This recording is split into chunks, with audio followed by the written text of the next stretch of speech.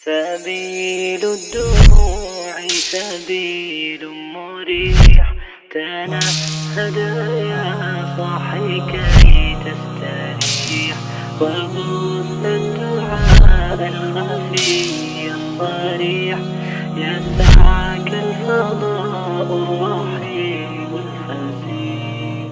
بسم اللہ الرحمن الرحیم. علم النحو کا 7واں باب ہے افعال عاملہ. اس کا 12واں سبق ہے افعال مدح و ذم.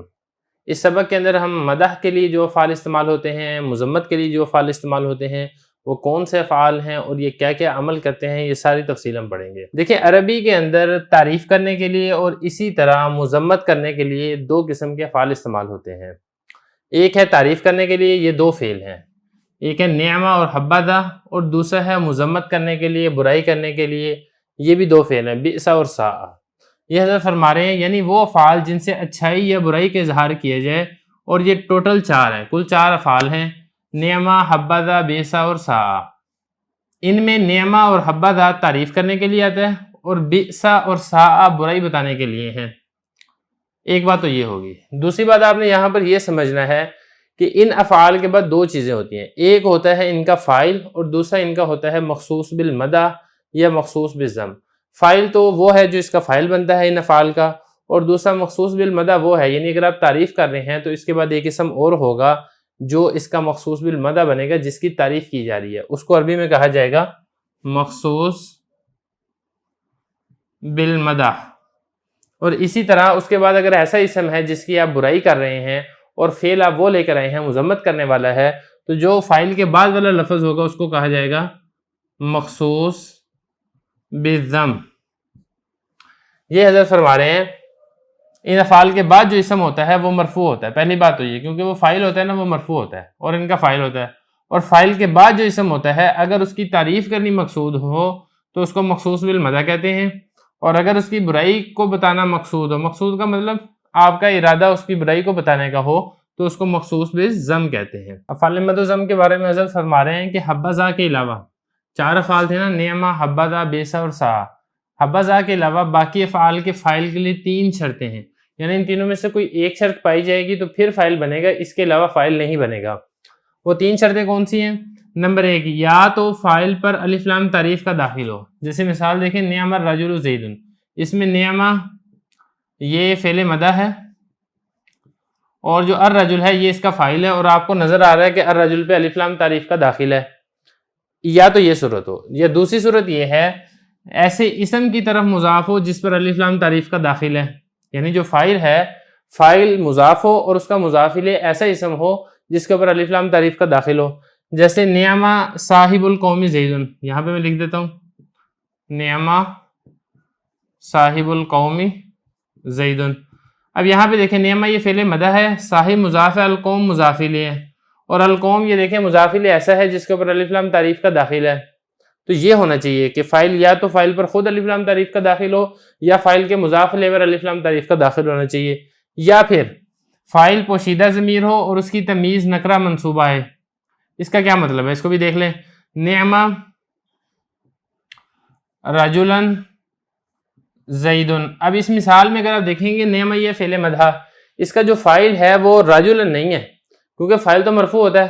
اس کا فاعل ہوا ضمیر ہے، اور وہ جو ہوا ضمیر فاعل آپ بنائیں گے وہ بنے گی ممیز، اور اس کی تمیز آئے گی رجلاً، اور تمیز ایسی آئے گی جو نکرہ بھی ہوگی اور منصوب بھی ہوگی. اب آپ دیکھیں رجلاً نکرہ بھی ہے اور اس کے اوپر نصب بھی ہے.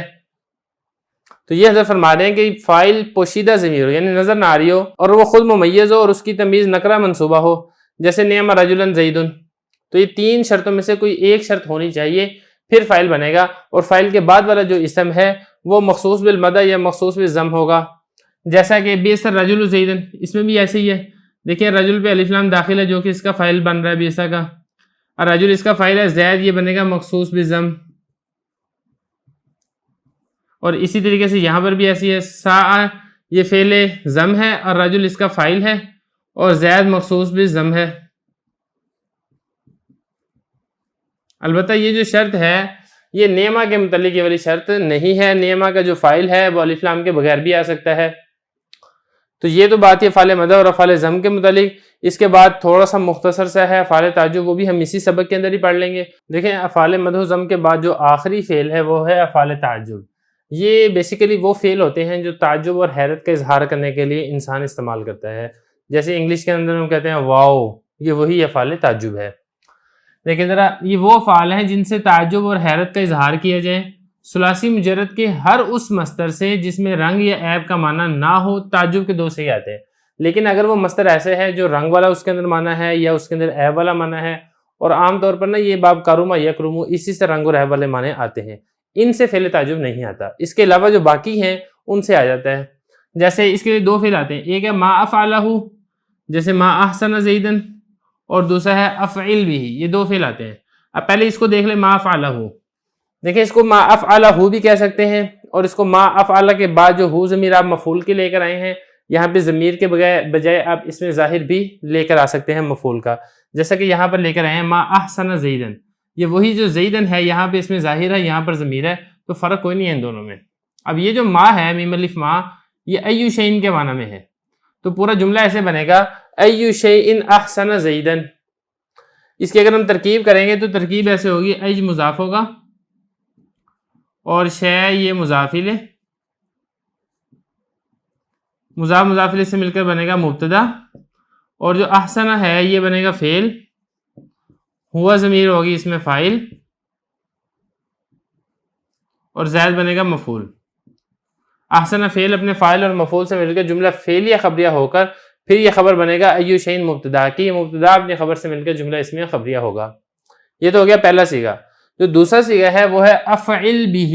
یہاں پر بھی وہی بات ہے کہ جو ہی ضمیر ہے یہ مجرور کی آپ ضمیر لیں، یا پھر آپ ضمیر کے بجائے اس میں ظاہر کو آپ مجرور کی صورت میں ذکر کر دیں.